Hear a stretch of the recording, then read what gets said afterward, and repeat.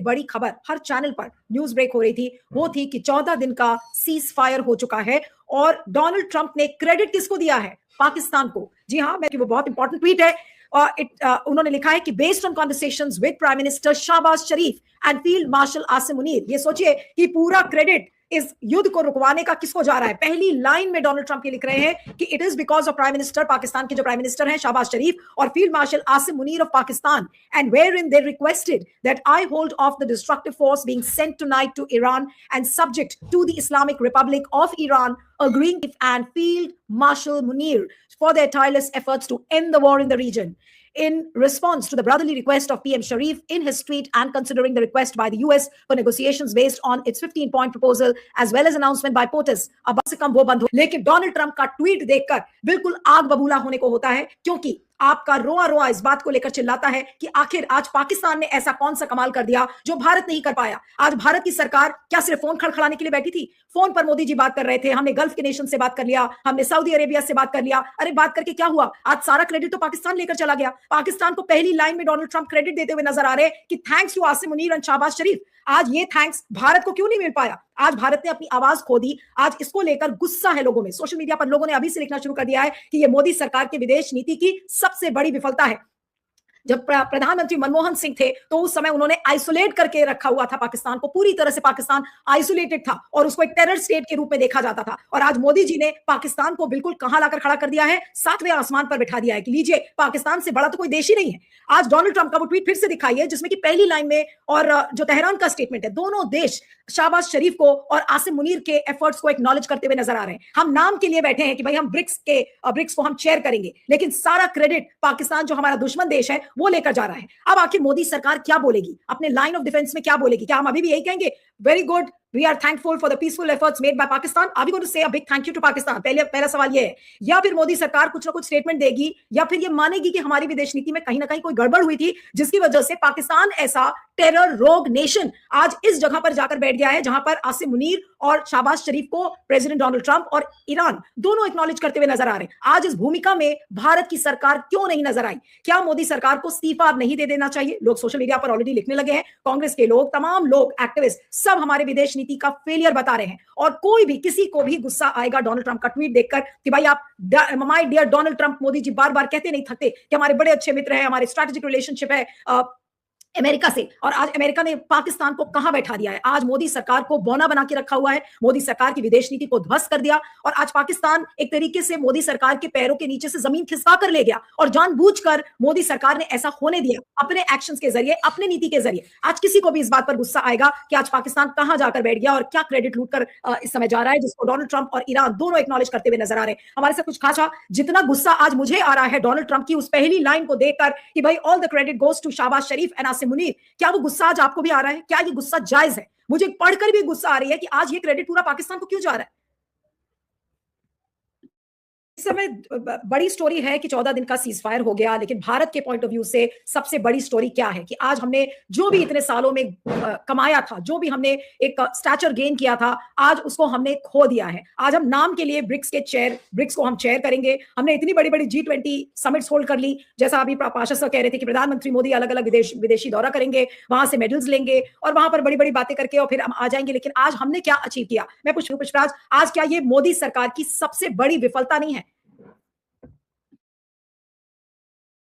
पहली line Donald Trump की कि भाई at the behest of Shahbaz Sharif and Asim Munir, वही चीज ईरान उसको मानता है। ईरान अपने स्टेटमेंट में भी यही चीज लिख रहा है, एक तरीके से ऑलमोस्ट धन्यवाद दे रहा है पाकिस्तान को। आज ईरान ने बहुत कुछ खोया, लेकिन आज ईरान के लिए एक राहत की खबर है। लेकिन आज भारत के लिए ये कौन सा मोमेंट है? ना भारत कुछ बोल सकता है, भारत की तो अभी लाइन ऑफ डिफेंस क्या होगी अभी ये भी नहीं समझ में आ रहा। अभी तक तो मैंने नहीं देखा, हो सकता है कि अगर आप लोगों ने देखा हो कोई लाइन ऑफ डिफेंस आया, कोई रिएक्शन आया। इतने बड़े संकट से इस समय भारत गुजर रहा है, एक लाइन धन्यवाद तो कभी देंगे नहीं पाकिस्तान को, लेकिन लाइन ऑफ डिफेंस क्या होगा? अपने आप को कैसे बचाएंगे? जयशंकर, मोदी जी के मंत्री या कोई भी जर्नलिस्ट जो सवाल करने वाला जर्नलिस्ट है, अगर आज मोदी सरकार से ये सवाल करेगा, मुझे पता नहीं कितने जर्नलिस्ट करेंगे, लेकिन आज क्या रिएक्शन होगा सरकार का? उनके लाइन ऑफ डिफेंस में क्या बोलेंगे?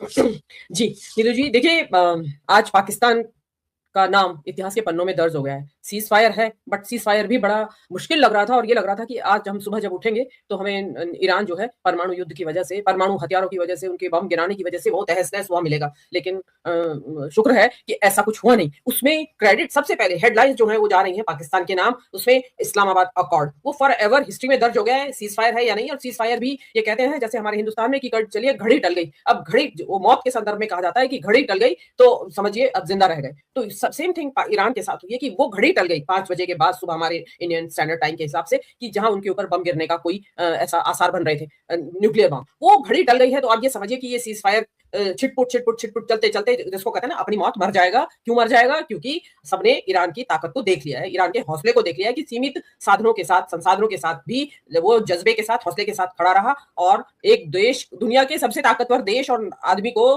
धूल चटा दी।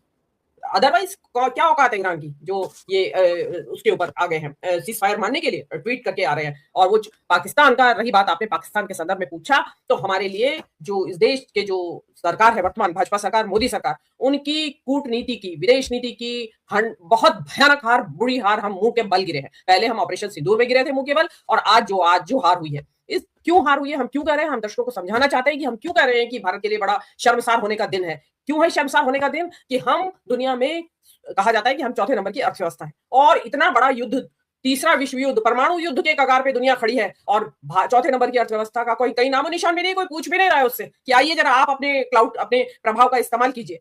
वो हमें कोई पूछ नहीं रहा है। हम ब्रिक्स के चेयर हैं इस साल, जिस ब्रिक्स का ईरान भी मेंबर है, और वो रिक्वेस्ट कर रहे हैं कि साहब आप आइए, ब्रिक्स के चेयर हैं आप, एटलीस्ट एक ट्वीट लिखिए, जारी करिए कि इसका कंडेमनेशन करिए इजराइल के हमलों का। हम वो भी नहीं करते हैं।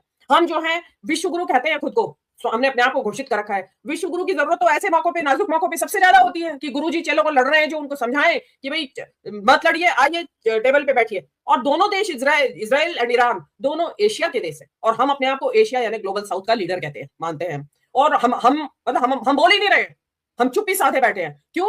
अगेन वही हमारी विदेश नीति जो है, हमारी घरेलू राजनीति से संचालित होती है। घरेलू राजनीति हमारी एंटी मुस्लिम राजनीति है, तो उसमें चाहे ईरान हो या कोई और देश, अरब देशों के अलावा, ईरान के क्योंकि मुस्लिम देश था, और यही मोदी जी को, क्योंकि 5 राज्यों के चुनाव थे, उनको लगा कि यार 5 राज्यों के चुनाव में वहां पे मुस्लिम जो है वो बहुत बड़ी संख्या में प्रभावित करने वाले हैं वहां के चुनाव नतीजों को। तो अगर मैं मुस्लिम देश के साथ खड़ा हो गया, मेरा तो घंटा ढार हो जाएगा। क्या जवाब दूंगा अपनी चुनावी रैली में? और जिस तरह जहर उगलते वो जहर ना उगल पाते, पब्लिक पूछती।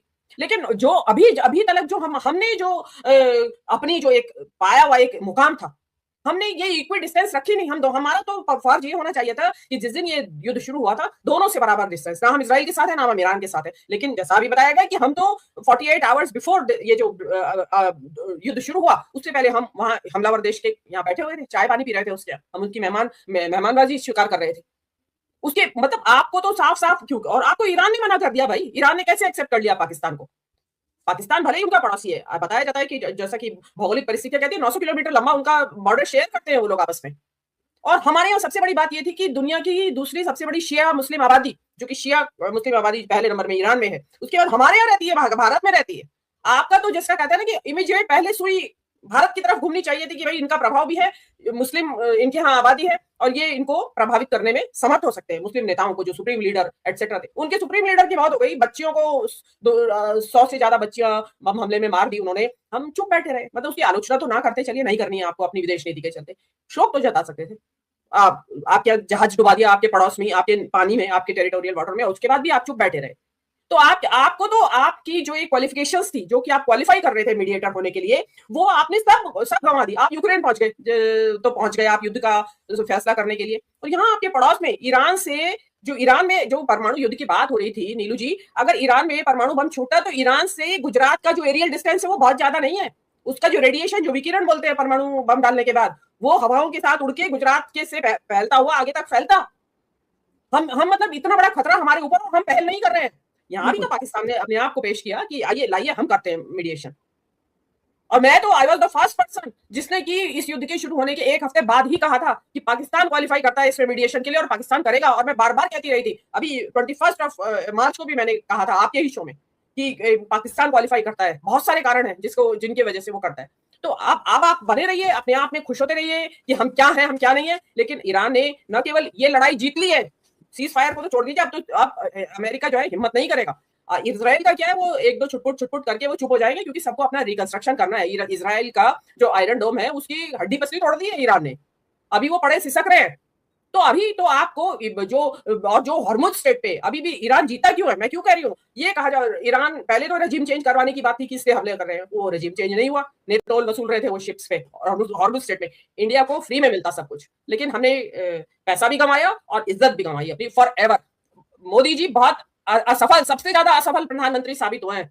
जिस जमाने में हमारे पास कुछ नहीं था, नेहरू ने कोरियन वॉर में, जिस टाइम हम भूखे नंगे थे, कोरियन वॉर में मीडिएशन किया था उन्होंने। तो ठीक वो है स्टेचर होता है। और जी आज हम सब कुछ होते हुए भी कुछ नहीं है। जी। बिल्कुल, बिल्कुल और भारत के लिए हँसने का दिन है या रोने का? मुझे तो ये नहीं समझ में आ रहा है। ठीक है तेहरान की सड़कों पर विजुअल्स मैं देख रही थी सुबह, वहाँ पर सेलिब्रेशन के विजुअल्स हैं और ये कहा जा रहा है कि ईरान की ये बड़ी जीत है। पाकिस्तान के रोल की बात हो रही है, वहाँ पर ईरान के अंदर पाकिस्तान के रोल की बात की जा रही है। आज भारत के लिए हँसने का दिन है, सेलिब्रेट करने का दिन है या वाक़ई में हमें पश्चाताप करने की ज़रूरत है कि भई हम कहाँ गलत हो गए? आखिर मोदी सरकार जो 56 इंच वाली सरकार है, वो कहाँ जी हाँ दोस्तों, ये थी अब तक की मालूमात जो मैंने आपके साथ शेयर की है। वीडियो कैसी लगी अपनी राय का इज़हार कमेंट बॉक्स में ज़रूर करें। अगर आप भारतीय मीडिया का रिएक्शन देखना और सुनना पसंद करते हैं तो चैनल को सब्सक्राइब करें, ताकि इस तरह की इन्फॉर्मेटिव वीडियो अब तक बर वक्त पहुँच रहे। जैसे कोई नई मालूमात है तो मैं आपके साथ ज़रूर शेयर करूँगा। हाज़िर होते हैं नई वीडियो के साथ, नई अपडेट के साथ। नेक्स्ट वीडियो दीजिए इजाज़त। अल्लाह हाफ़िज़।